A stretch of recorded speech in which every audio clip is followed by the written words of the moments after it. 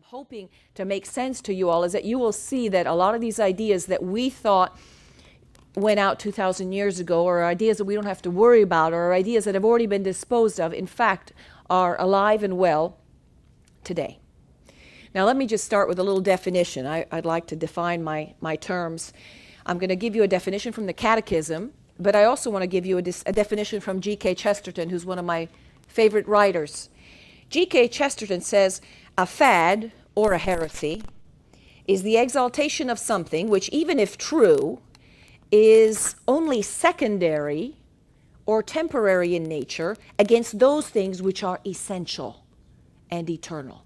So it's the juxtaposition of the secondary and temporary against the things that are essential and eternal.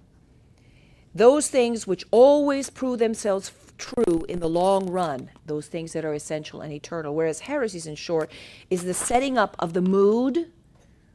We could even say, in our words, the spirit of the age against the mind.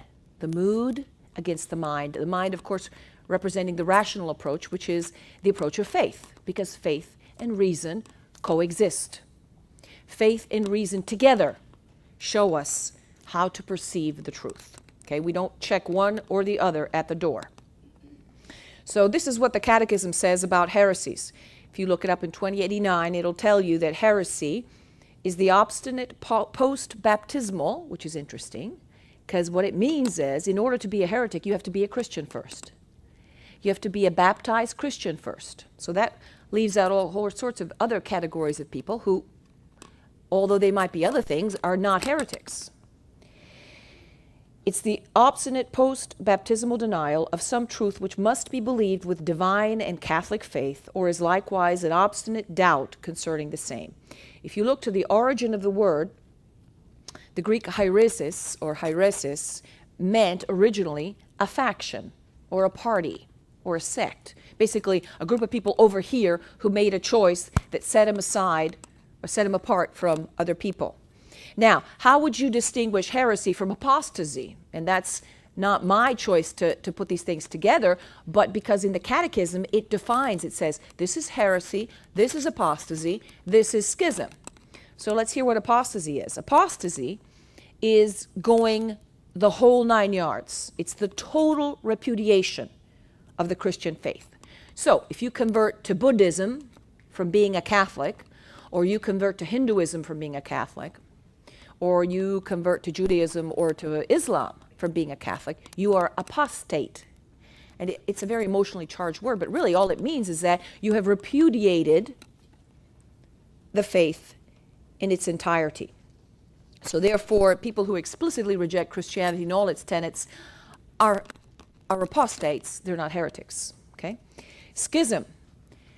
A schism, instead, is a pretty specific thing. It's a refusal to submit to the Roman pontiff, or to be in communion with the members of the church subject to him. So therefore, it might be confusing, but I mean, you may have seen groups in the church in the past which have been still, for example, priests in valid orders, taking advantage of valid sacraments, who, however, have been separate or in schism from the Roman church. It doesn't affect the validity of the sacraments or of the nature of the holy orders, but it does put them in a grave position of schism if they do not follow the Roman pontiff, okay?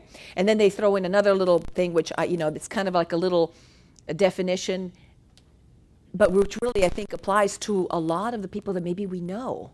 And that's a fourth little definition, which is called incredulity. Incredulity, the neglect of revealed truth or the willful refusal to assent to it.